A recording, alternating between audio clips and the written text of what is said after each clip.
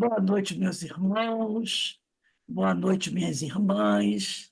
Nós estamos aqui na Sociedade de Estudos Espíritas Francisco de Assis, hoje, dia 30 de janeiro de 2025. Estamos aí encerrando já o mês de janeiro, né?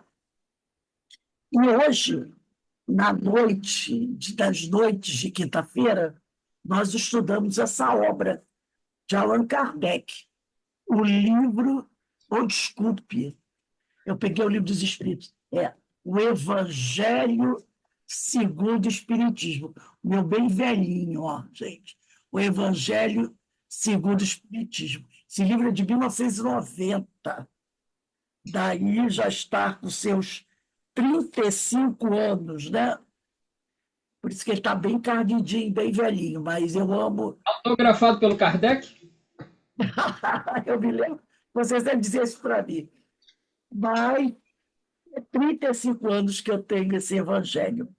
E hoje, né, nós vamos estudar esse capítulo que eu considero, pelo menos, o capítulo mais bonito do Evangelho, que é o capítulo 6, o Cristo Consolador, no item 6, que faz parte das instruções dos Espíritos, Advento do Espírito de Verdade. E o nosso irmão Paulo Brandão, trabalhador do CEOI, Centro de Educação e Orientação Espírita, Jesus Gonçalves, é que vai fazer o estudo à noite.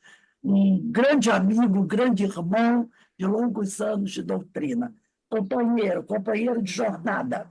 Mas antes de nós iniciarmos aqui o nosso estudo, eu vou fazer a leitura de uma pequena obra do médium Altivo Caríssimo Panfiro. O nome da obra é Baltazar, Reflexões.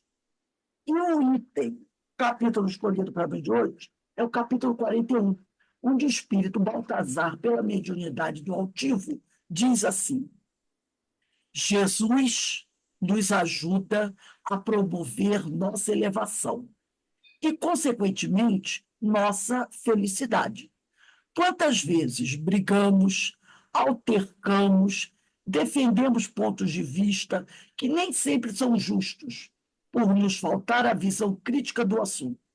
Lutamos em nome da verdade, mas nem sempre a verdade está do lado do Cristo. Por isso mesmo, cada um de nós deve lutar pela emancipação de sua alma, estudar, pensar, definir sua vida em nome do amor cristão. Então, nesse momento, né, vamos elevar o nosso pensamento ao alto, ao nosso Pai Criador, a Jesus, o médico das almas, aos espíritos amigos, rogando ao Senhor que nos ampare, que tenha piedade de cada um de nós, fortalecendo o nosso espírito, equilibrando as nossas energias, nos dando ombros fortes para prosseguirmos a nossa caminhada. Porque muitas vezes nós nos deparamos com grandes obstáculos e sentimos a força fugir de nós. E aí rogamos ao Pai: Pai, dai-nos forças para mais um dia, para mais um momento. Mas que eu procure sempre, como disse, né, várias vezes Agostinho, vigiar meu pensamento, buscar fazer aquela reflexão que ele nos ensinou na questão 919A de O Livro dos Espíritos, né? Toda noite antes de dormir, fazer uma autoavaliação daquilo que fiz, daquilo que falei, daquilo que vivi, para verificar se realmente está tudo caminhando bem. E para isso eu peço sempre a ajuda dos amigos espirituais. Por isso, Pai, mais uma vez, não podemos deixar de te agradecer pela oportunidade da vida, pela oportunidade dessa reencarnação. Mas também queremos te pedir mais uma coisa, Senhor. Te pedir por aqueles irmãos que não te conhecem, ou te conhecem, mas não querem seguir os teus ensinamentos, e que por isso acabam em grande sofrimento.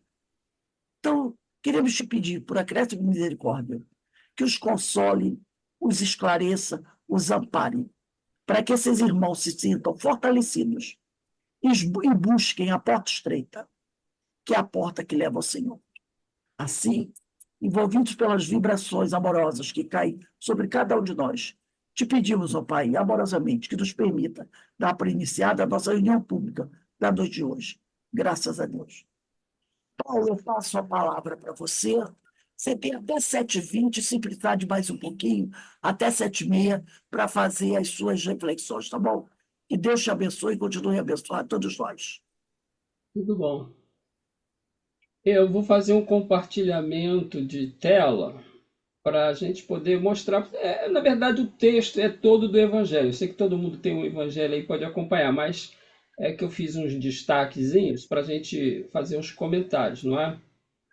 O capítulo é o capítulo 6, o Cristo Consolador, e seria o item 6.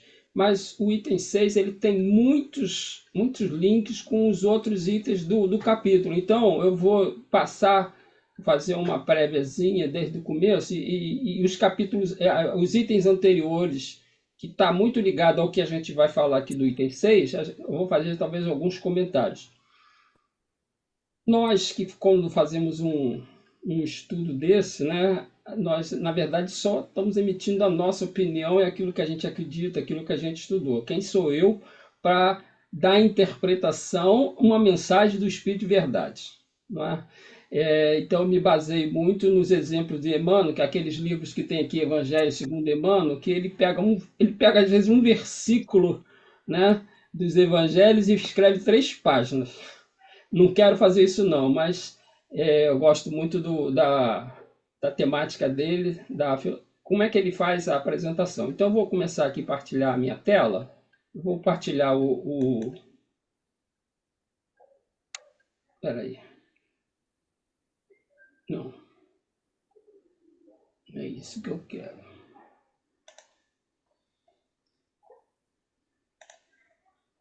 Vamos ver. Compartilhar aqui. Tá? Então, Já olha, continua. deixa eu só tirar esse troço que está aqui do lado. O que acontece? Capítulo, né, 6, o Cristo Consolador. Né?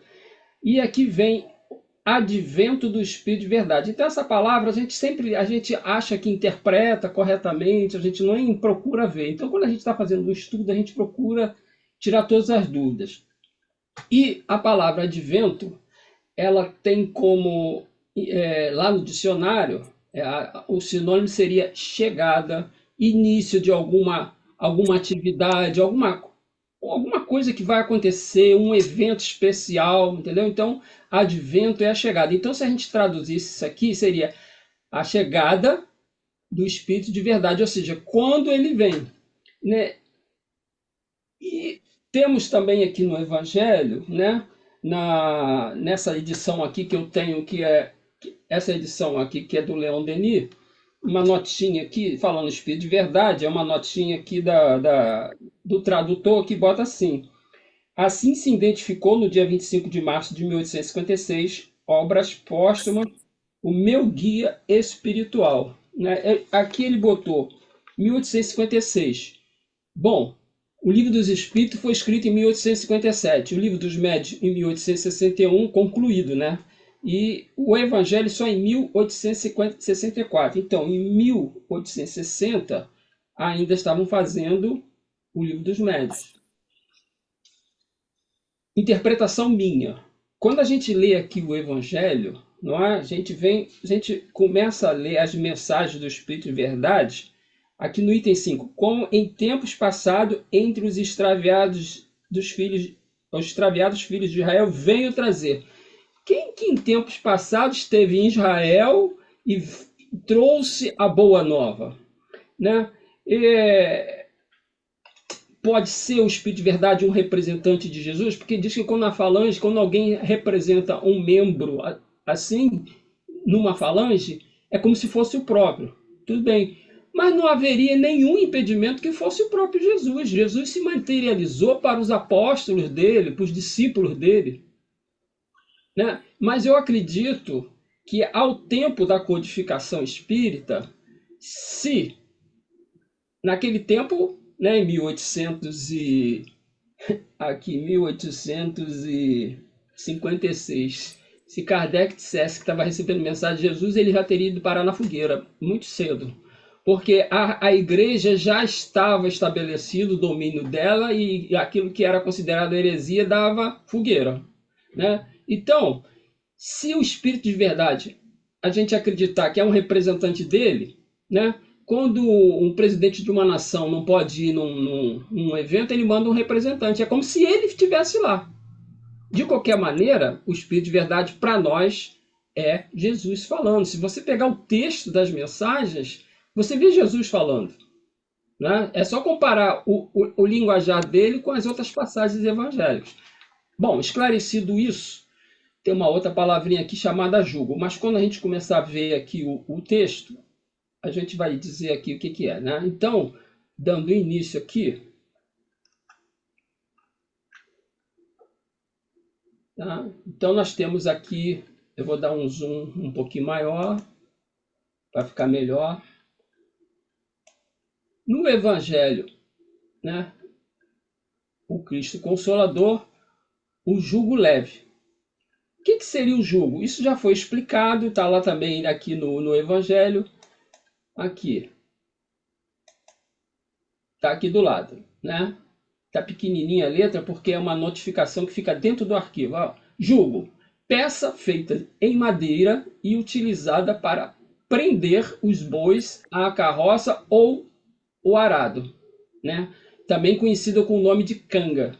Então, que a gente vê essas imagens aí do Nordeste, aqueles boi trazendo aquelas carroças grandes, com aquelas rodas de madeira, né? E você vê que tem um troço preso no pescoço dele, de madeira, e onde prende os arreios e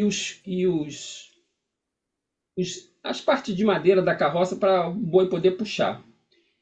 E a gente vê logo aqui no início, né? Venham a mim todos vocês que estão aflitos e sobrecarregados, que eu os aliviarei. Tomem sobre vocês o meu jugo, né? Ou seja, aquilo que te prende e faz com que você trabalhe. Aprendam comigo, que sou brando e humilde de coração, e acharão repouso para suas almas, pois o meu jugo é suave e leve, é o meu fardo. Está em Mateus capítulo 11, versículo 28 e 30. Não é? Isso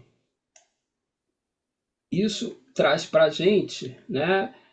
A gente vai ver aqui adiante, por que o jugo é suave e por que é leve. Que jugo é esse? Né? Jesus não está botando uma coisa, prendendo a gente pelo pescoço e carregando a gente que nem a gente carrega cachorro na coleira. Né? Então a gente vai ver mais adiante. No item 2, né, desse capítulo, todos os sofrimentos, ou seja, misérias, decepções que também nos causam sofrimento, dores físicas, perda de seres amados e etc., encontram consolação, aqui está sublinhado 2 vezes, na fé, no futuro.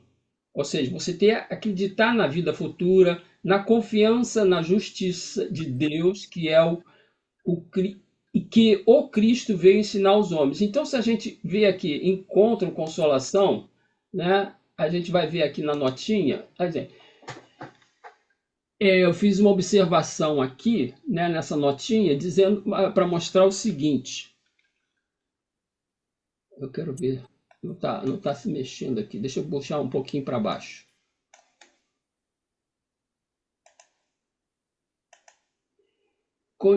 Jesus, isso é uma afirmativa de Jesus. Conhecereis a verdade e a verdade vos libertará. Então, onde a gente encontra essa consolação na fé, no futuro? E é esta verdade que Jesus trouxe, né? E que verdades são essas? São as leis divinas, as verdades que nos explicam quem nós somos, como nós fomos criados, qual o nosso destino.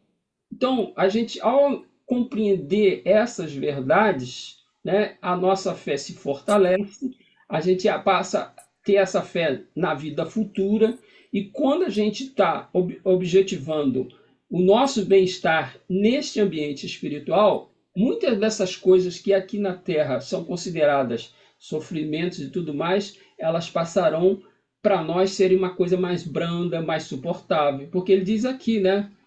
Confiança na justiça de Deus, né? Sobre aquele que, ao contrário, nada espera após esta vida, ou seja, se a gente acha que a vida termina ali no túmulo, ou que simplesmente duvida, as aflições caem com todo o seu peso e nenhuma esperança suaviza a amargura, porque você acha que não tem saída, né? Por que tanta gente, né, no nosso planeta comete suicídio? Por causa disso, porque não vê uma saída para os problemas terrestres. E Kardec, lá nas introduções do Livro dos Espíritos, na Gênesis, fala muito bem que o materialismo, ele causa isso. Se você só acredita na vida material e diz que depois da vida daqui não existe mais nada, então, e você está passando por uma dificuldade tão extrema, você diz, ó, eu quero acabar com o meu sofrimento, então eu vou tirar a vida, comete suicídio. Aí quando chega do lado de lá, vê que está numa situação pior do que a que estava aqui. Porque a gente vai ver aqui porque que o jugo de Jesus, qual é o objetivo desse controle tentar nos dirigir. E ele fala aqui, ó, o seu jugo é a observância dessas leis. Quer dizer, no caso do animal, ele recebe um instrumento físico que obriga ele a seguir o caminho que é aquele que está guiando, a puxar um peso para fazer um serviço. E no caso de Jesus, o jugo é a observância da lei, ou seja, e a própria lei, as próprias leis de Deus que nós temos lá no Livro dos Espíritos, que fala das leis, né? Elas fazem como esse instrumento, elas nos fazem seguir um caminho que é um caminho para a nossa redenção, para o nosso progresso espiritual. Mas ele diz, o meu jugo é suave. Por que o jugo é suave? Você não recebe nenhuma chicotada, você não é forçado a virar para a esquerda, para a direita, você só tem que cumprir a lei. E ao cumprir a lei, as portas vão se abrindo, os seus caminhos vão ficando mais suaves, né? Então, mas esse jugo é leve e a lei é suave, pois que apenas impõe como um dever. Olha só, o que a lei impõe como um dever? Amor e caridade.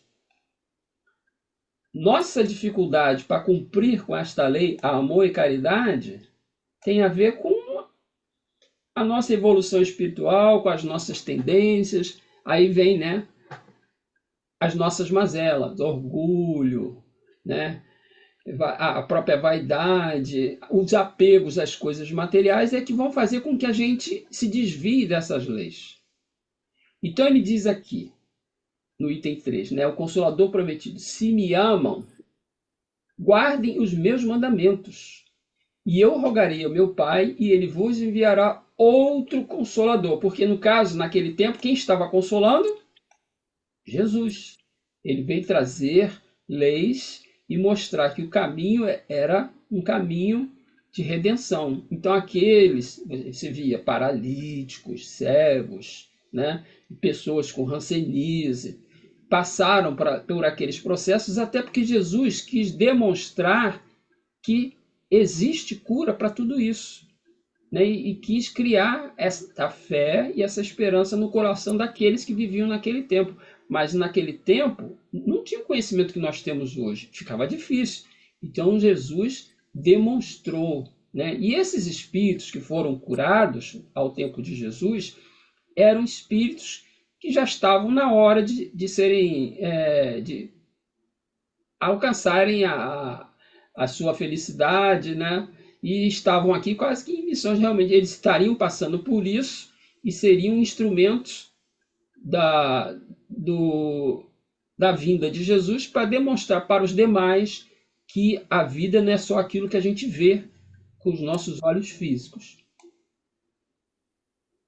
Então, no item 4, Jesus promete outro consolador. Quem é que consola? Se você vê uma pessoa triste, em depressão, o que é consolar? É você trazer para eles um alento, explicar os motivos, tentar fazer com que ele entenda a situação que ele está passando, né? E que aquilo também tem um fim, tem uma utilidade, aquilo que está se passando. E quando essa pessoa compreende isso, ou seja, ela é consolada, você renova a esperança, né, na vida, no porvir, no dia do amanhã, sabendo que as coisas não vão permanecer nesse estado ad eterno, né?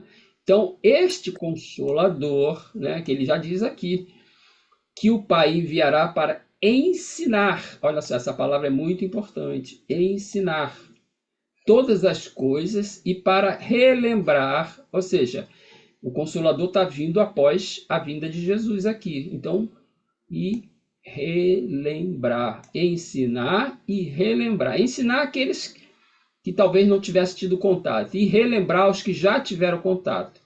Portanto, se o Espírito de verdade tinha de vir mais tarde ensinar todas as coisas, é que o Cristo não disse tudo. Se ele vem relembrar, olha a palavra novamente aqui. O que o Cristo disse é que Jesus disse, é que o que Jesus disse foi esquecido ou mal compreendido, né? Aqui em casa a gente ficava lendo, né? A gente ficava, poxa, muita coisa que está no Evangelho a gente lê, interpreta de uma maneira às vezes que a gente acha que está certo e não está. Quando Emmanuel resolveu fazer esses 5 volumes aqui, né? O Evangelho segundo Emmanuel está aqui. Aí a gente começa a ler e vê que Emmanuel pega um versículo do Evangelho e escreve 3 páginas, a gente vê que realmente a gente não sabia ler o Evangelho, não sabe interpretar, não sabe nada, né? Então fica complicado. Deixa eu ver se eu consigo chegar isso aqui um pouco para a esquerda, que minha foto está meio na frente. Né? Então lá, o Espiritismo vem na época predita, ou seja, mais ou menos no tempo que Jesus previu, trazer, né, todo o esclarecimento necessário para que a gente compreendesse o que Jesus falou lá atrás e continuasse desenvolvendo o nosso intelecto e acompanhando, né? Disse o Cristo: bem-aventurados os aflitos, pois serão consolados, né? Por quê? Por que um aflito, alguém que está sofrendo, se sentirá consolado? Porque o Consolador, que seria a doutrina, que seria uma representação da vinda de Jesus, trouxe para a gente a explicação do porquê da vida, por que passamos por determinadas provas, por que sofremos determinadas experiências, e tudo isso tem a ver com a nossa necessidade de evolução espiritual. Então, o Consolador mostra o objetivo do sofrimento, apontando-os como crises necessárias que produzem a cura e como meio de purificação que garante a felicidade nas existências futuras. Ou seja, a explicação para essa bem-aventurança não está na vida presente, porque se você está na vida presente passando pelas dificuldades, né, você vai colher os frutos lá na frente. Né? Em outras leituras que a gente faz, né, o pessoal fala assim, não, tudo que nós temos aqui na Terra, seja os bens materiais, é uma doação. É claro, mas eu trabalhei, eu consegui. Você conseguiu porque as portas se abriram, você já tinha um progresso intelectual, um progresso moral, e aquilo chegou a hora de você passar por uma prova da riqueza. Você teve dinheiro. Agora, será que você vai sair dessa prova bem ou você vai sair com dívidas, né? O que você fez? Né? Não tem a parábola dos talentos, né? Dois servidores conseguiram multiplicar os talentos. Um multiplicou mais, o outro um pouco menos, e o outro não multiplicou coisa nenhuma. E Jesus fala, né? Ali, né? Até o pouco que tem será perdido. Por quê? Vai tomar? Não, é porque a pessoa não tem capacidade de manter aquilo que ele já tem e vai perder. E não tem capacidade para conseguir mais. É isso que quer dizer. Então, nós, através do conhecimento das leis divinas, quando a gente conhece e pratica, a gente passa a ter mais conhecimento e isso vai trazer para a gente mais Quer dizer, multiplica a nossa bagagem espiritual. Isso que é a multiplicação dos talentos. Os talentos aqui são as virtudes, né, do espírito. E no item 5, né, aí vem aqui, advento do Espírito de verdade, aquilo que eu falei lá na frente, a chegada do Espírito de verdade. Aí ele fala aqui, como em outros momentos, aí isso aqui a gente lembra direitinho, né? Em outros momentos, quem foi? Jesus. Eu fiz aos transviados filhos de Israel. Venho a vocês trazer a verdade e dissolver as trevas. Então, quando a gente diz aqui que vai trazer a verdade, né? Esse trazer as verdades e dissolver as trevas é a observância da lei ensinada por Jesus. Então, essas verdades, né, nunca vou esquecer isso. Isso virou para mim, virou uma bandeira, igual aquele fora da caridade, nossa opção, conhecereis a verdade e ela vos libertará. Porque se você conhece a verdade, você não comete erros, não infringindo as leis divinas. Se você não infringe as leis divinas, seus caminhos vão se abrindo, as possibilidades, né? Uma vez eu já perguntei para as pessoas, não, tem gente que acha que desencarnou, né? O pessoal não fala desencarnou, fala morreu, vai para o céu. E vai fazer o que lá? Vai ficar sentado em cima de uma nuvem, tocando harpa e olhando o povo, todo mundo aqui, queimando lá no inferno, tudo mais. Não, não é. O espírito, à medida que ele evolui, ele ganha responsabilidades maiores. Imagina qual é a responsabilidade de Jesus perante Deus por governar um planeta, né? Assim como Jesus nós conhecemos como governador de um planeta, existem, segundo as informações de Emmanuel e outros, governadores de galáxias. Imagina a responsabilidade desses espíritos. É claro, eles têm uma organização espiritual e que tem vários espíritos que ali são prepostos e vêm também participar. Por quê? Quando Jesus nos diz que somos co-criadores, o que é co? Criar com, né? É exatamente isso. O universo está se expandindo, mas Deus quer que a sua criatura, que somos todos nós, contribuam para a expansão do universo. Como? Aqueles que estão mais adiantados vão ajudar aqueles que estão mais atrasados. Quando você está na rua, alguém vem se dirigir a você e pedir uma ajuda, alguma coisa, mesmo que seja um dinheiro, uma coisa, ele está necessitado, né? Eu estou falando de coisas que lembram da caridade, né? Não vai materializar um anjo aqui e trazer e ajudar ele materialmente.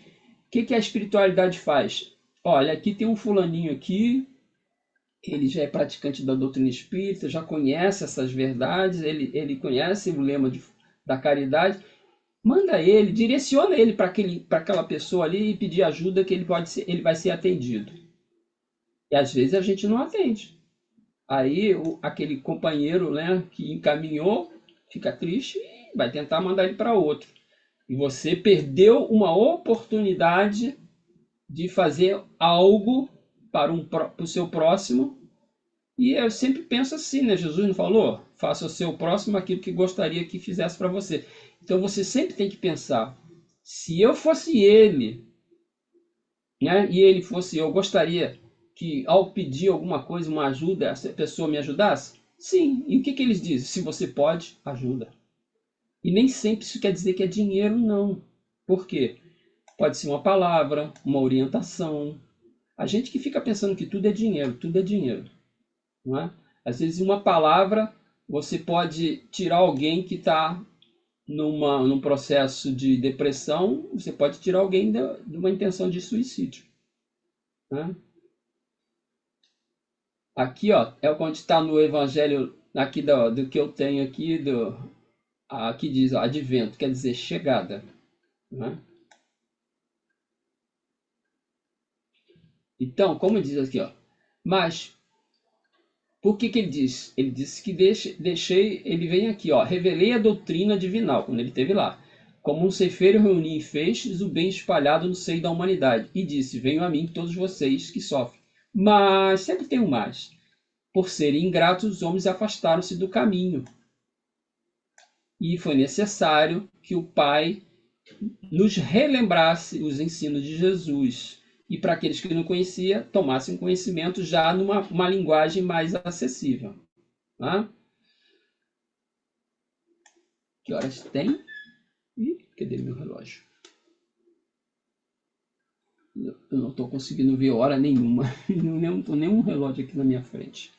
Vou ligar outro aqui. São 7h03. Então tá. É porque o celular está com um zoom aberto, aí eu não estou vendo o relógio. Hoje em dia a gente não usa mais relógio, né? Então, homens fracos que compreendem as trevas das suas inteligências. O que é treva da inteligência? A treva, na verdade, é desconhecimento. Ou seja, tudo que está no escuro a gente não vê. Se a gente está agora à noite e apagar a luz, a gente não vai conseguir ver nada. Não afastem o facho que a clemência divina coloca em suas mãos para clarear o caminho e reconduzi-los. Olha só, fazer com que a gente retorne ao seio do Pai. Inclusive, a palavra religião quer dizer religare. Religare com o quê? Com o Criador, né? E ele diz que tem muita compaixão pelas nossas misérias, pelas nossas fraquezas imensas, que ele não deixaria de estender a mão auxiliadora aos infelizes transviados, vendo o céu e cai no abismo do erro. Ou seja, a gente fica olhando para cima e não olha para baixo e esquece de fazer as tarefas do dia a dia. E ele diz aqui, ó, creiam, amem, meditem sobre as coisas que são reveladas a vocês. Não misturem o joio com a boa semente, as utopias com as verdades, né? Não misturar o joio. O joio é uma semente que não é considerada boa. Não misturar o joio com a boa semente, nem as utopias com a verdade. O que é utopia? São coisas que não atendem às verdades que são estabelecidas.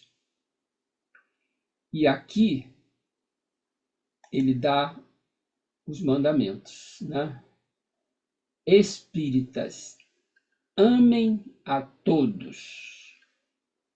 Então, amem a todos. Este o primeiro ensinamento. E o segundo, instruam-se. Este é o segundo. Então, o que esse consolador que nós hoje compreendemos que é a doutrina espírita, né?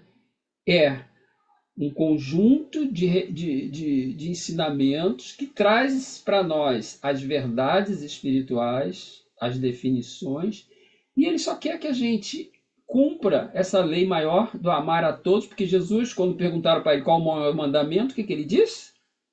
Amar a Deus sobre todas as coisas e ao próximo como a si mesmo. Então, e o próximo? Quem é o próximo?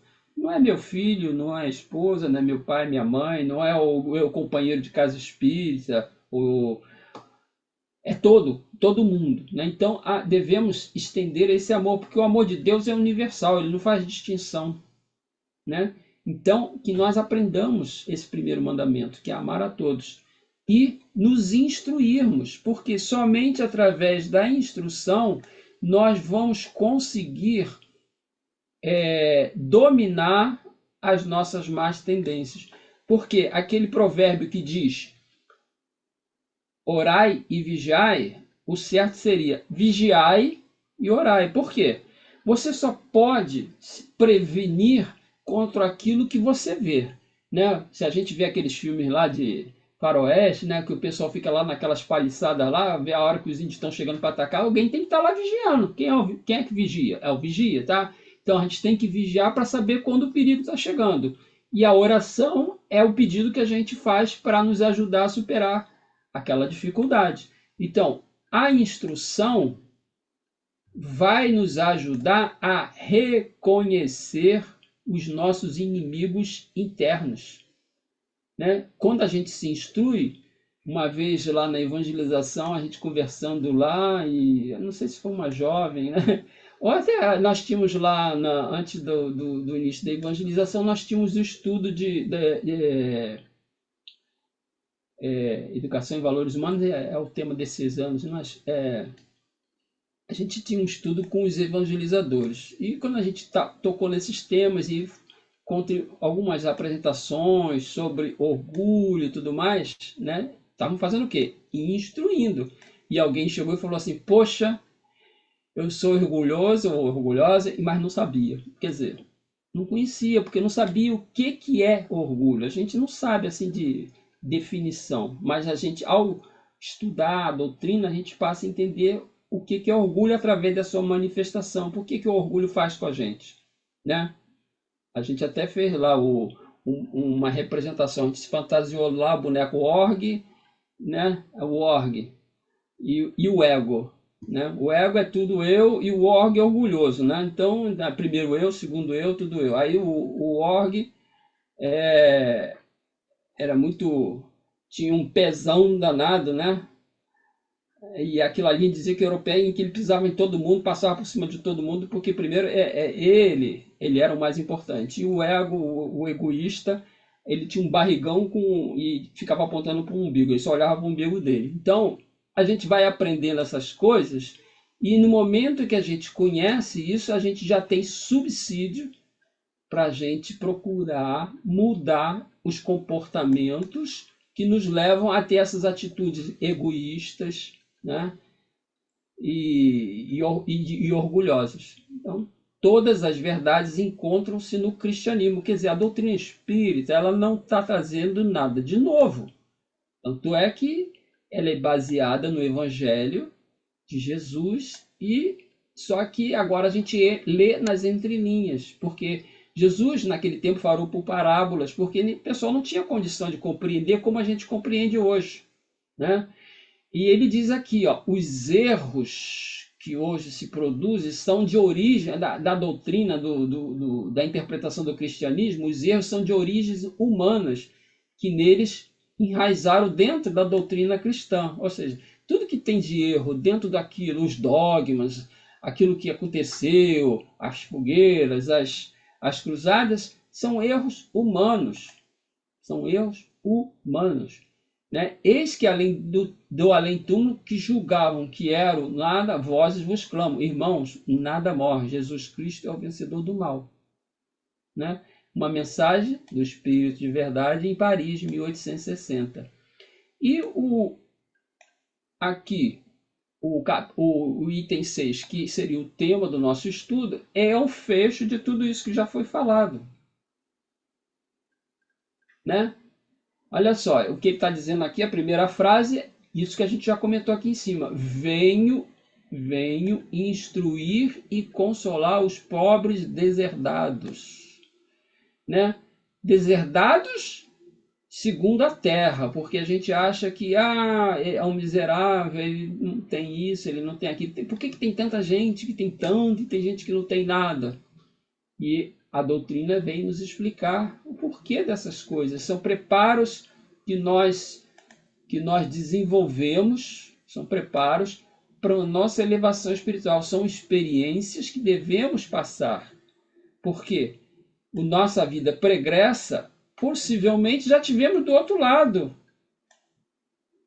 Né? Se hoje eu estou vivendo uma dificuldade, é porque no passado eu não tinha essa dificuldade e o que eu fiz com os bens que eu tinha? Eu enterrei os meus talentos.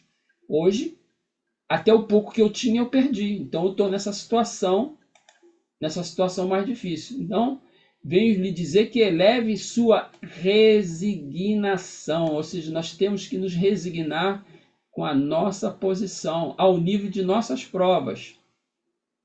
Que chorem, ele está nos consolando aqui, pois a dor foi sagrada no Jardim das Oliveiras, mas que esperem, pois que também a eles os anjos consoladores lhes virão enxugar as lágrimas.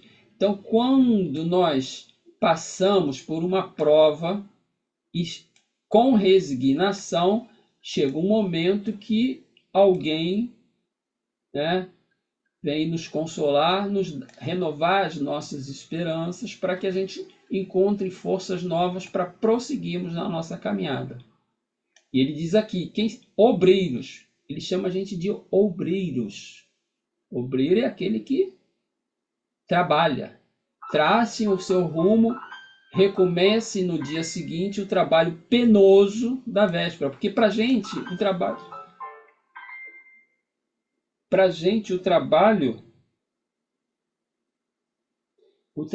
ele é penoso, porque o trabalho físico, né?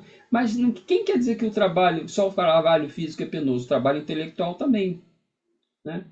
Quanto soar.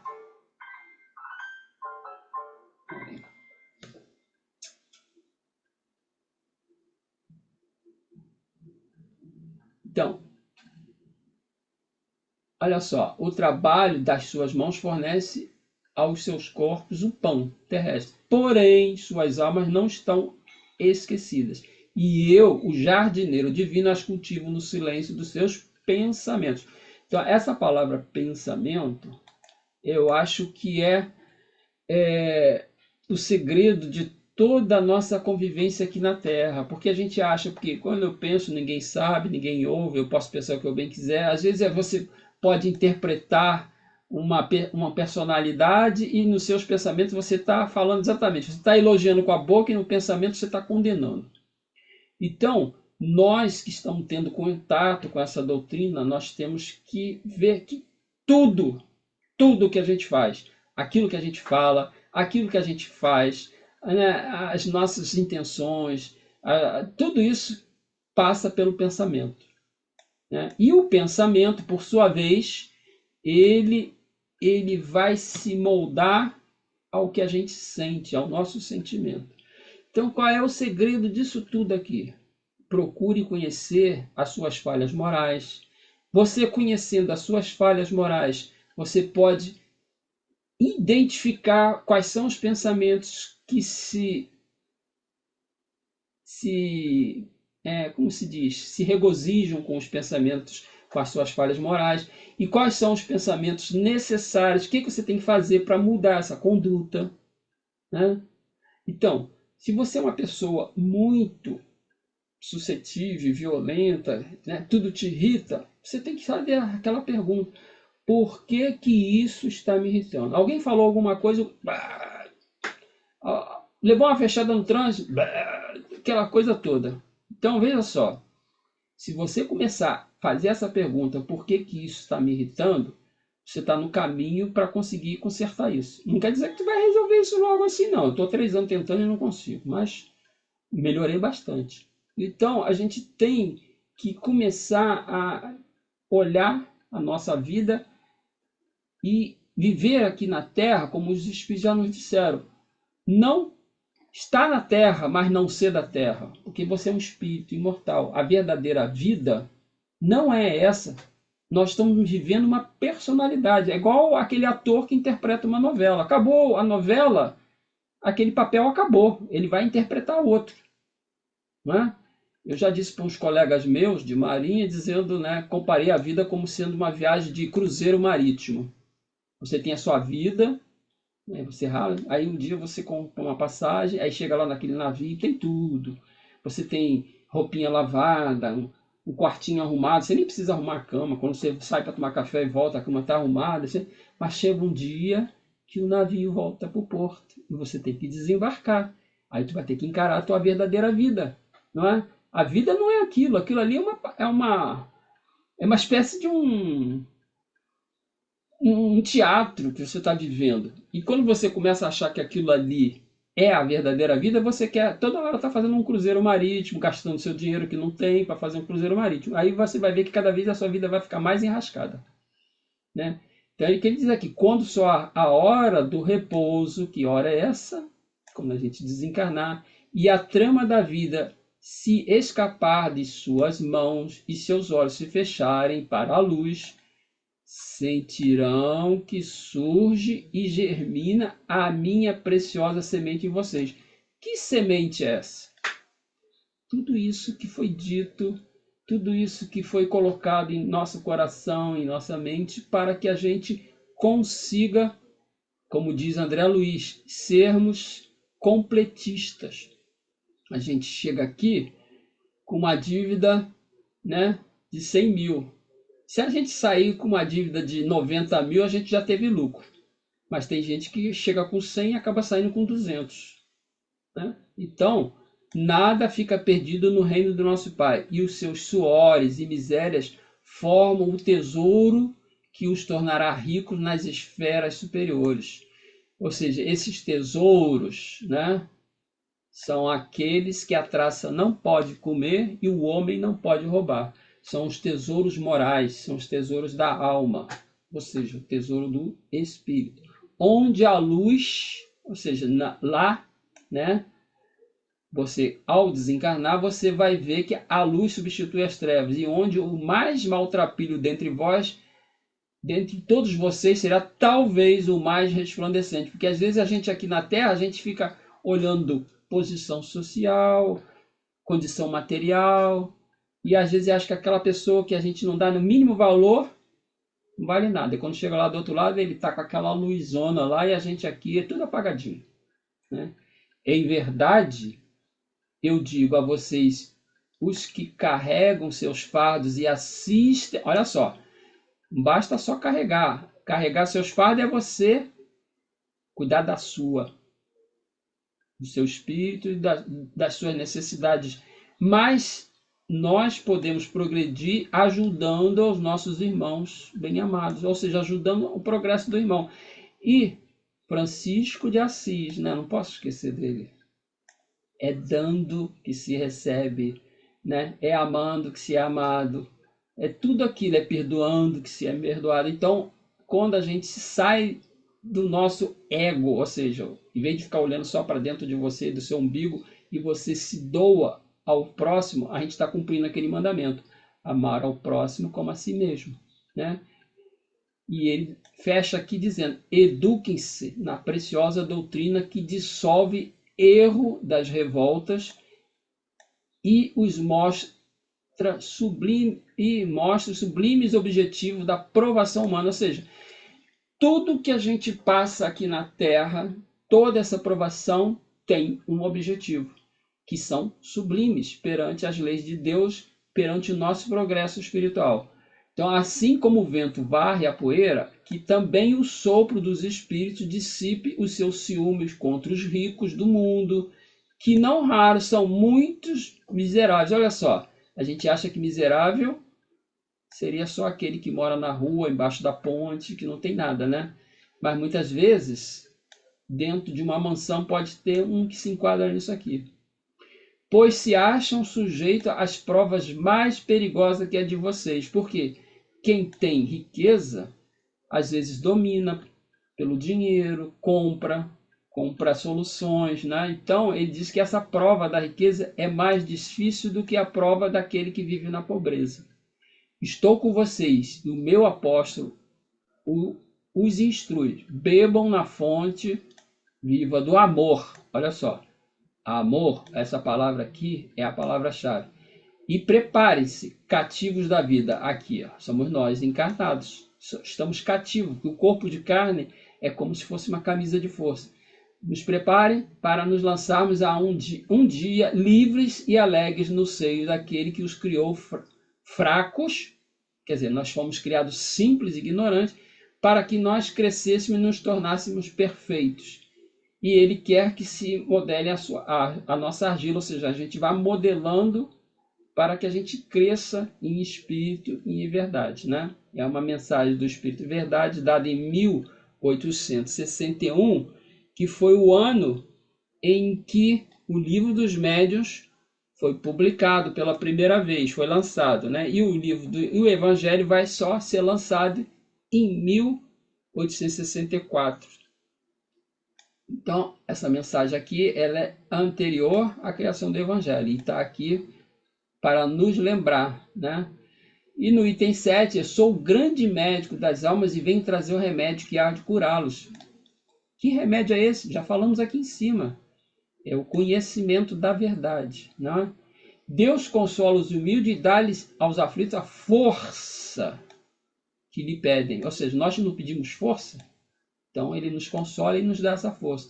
Ele colocou junto de cada lágrima um bálsamo que consola. Que bálsamo é esse? A desambição, ou seja, a falta de ambição, e a abnegação, ou seja, você ser uma pessoa prestimosa, né? São uma prece contínua e contém um dos ensinamentos profundos, ou seja, a gente não ter ambição, entender que cada coisa está no seu momento certo, e a nossa abnegação, a abnegação é você abrir mão de certas coisas para você poder entender interesses alheios. São uma prece, olha só, uma prece contínua e contém um ensinamento profundo. A sabedoria humana reside nessas duas palavras. Que são essas duas palavras? Desambição e abnegação. Que todos os espíritos sofredores possam compreender essa verdade, em vez de clamarem contra as suas dores, ou seja, reclamar, poxa, Deus não gosta de mim, né? Reclamar contra os sofrimentos morais. A gente reclama das nossas dificuldades e não vemos nessas dificuldades algo que está nos mexendo para que a gente venha crescer. Eu sempre falo para algumas pessoas, você não quer fazer nada. Né? A pessoa que fica paralisada também está cometendo um crime contra a lei do progresso. E vem a dor para fazer com que você ande. Eu falo assim para as pessoas, você não quer nada, não quer trabalhar, não quer fazer nada, senta em cima do formigueiro. Você vai ver se você vai conseguir ficar sentado ali, olhando para a vida. Vai ser que levantar. Então, a dor para nós é um alerta. Quando você tem dor de dente, não é porque o dente está querendo te punir, está mostrando que ele está doente, que ele precisa de um tratamento. Então, devotamento e abnegação, né?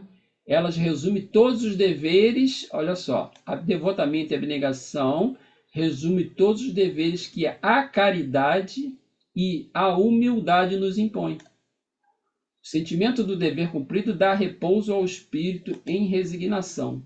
O coração bate então melhor, a alma se tranquiliza e o corpo se liberta aos abatimentos. Por isso que o corpo, tanto menos forte, se sente, quanto mais profundamente o espírito é golpeado.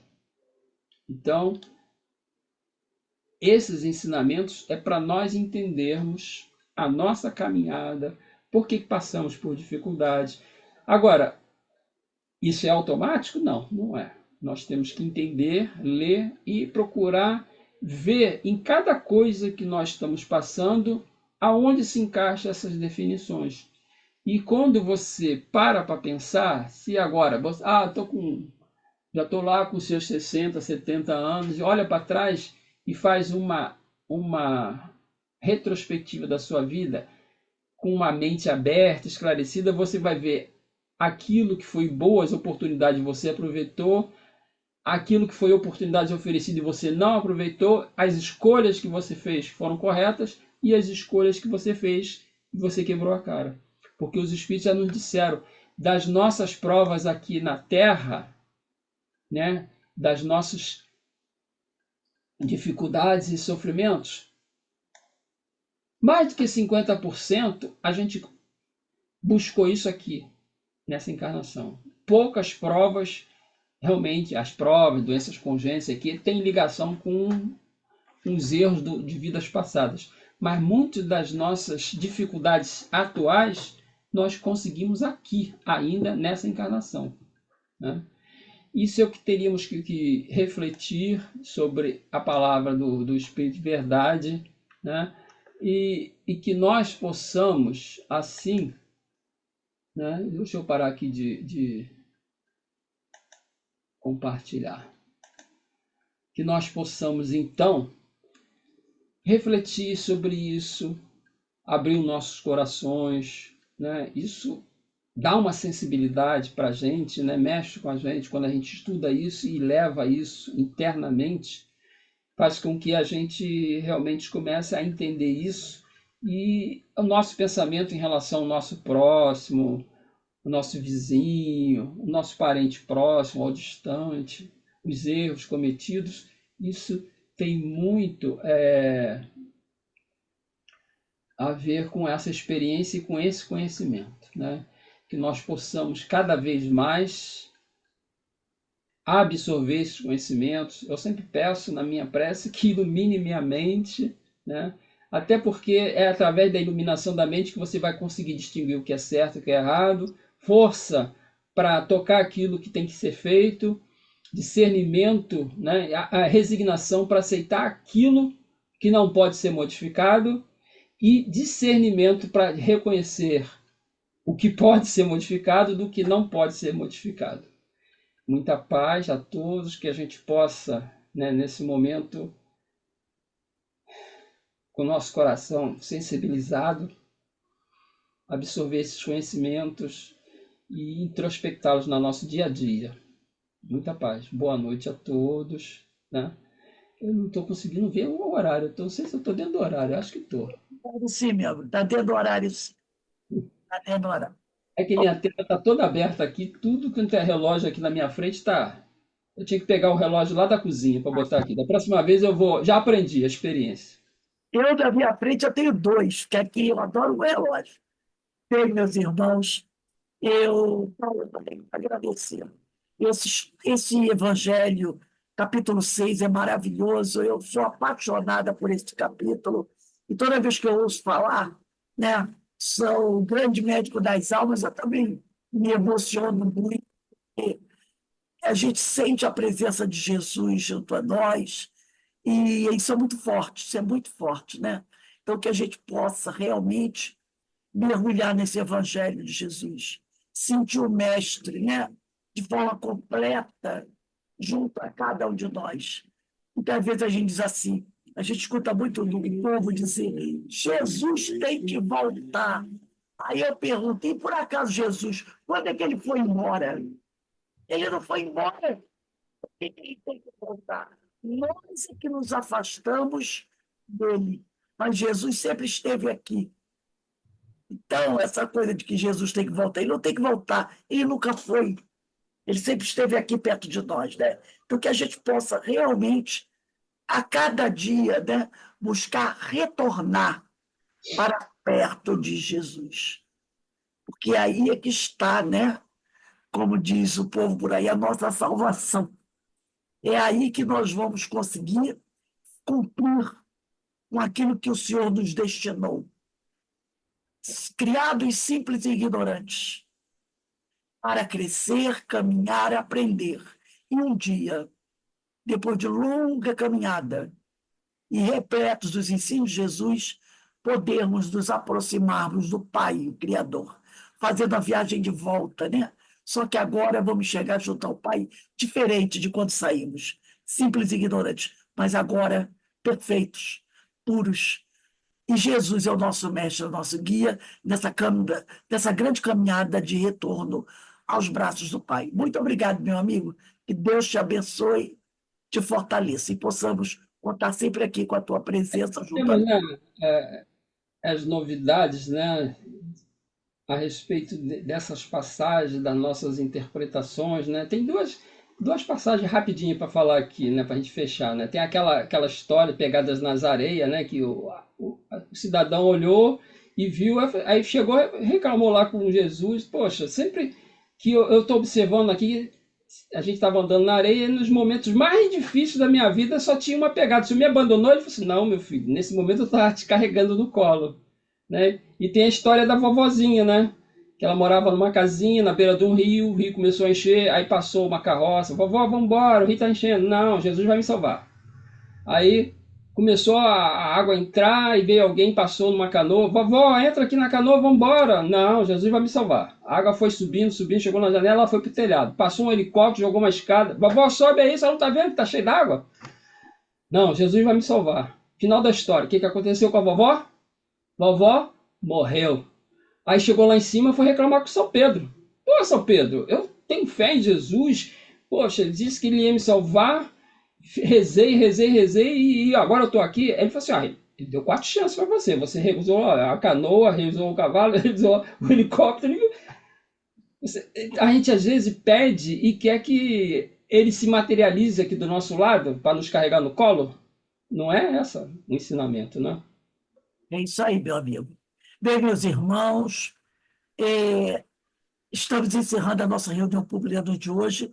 Lembrando a todos vocês que segunda-feira, dia 3 de fevereiro, reiniciamos os nossos cursos doutrinários.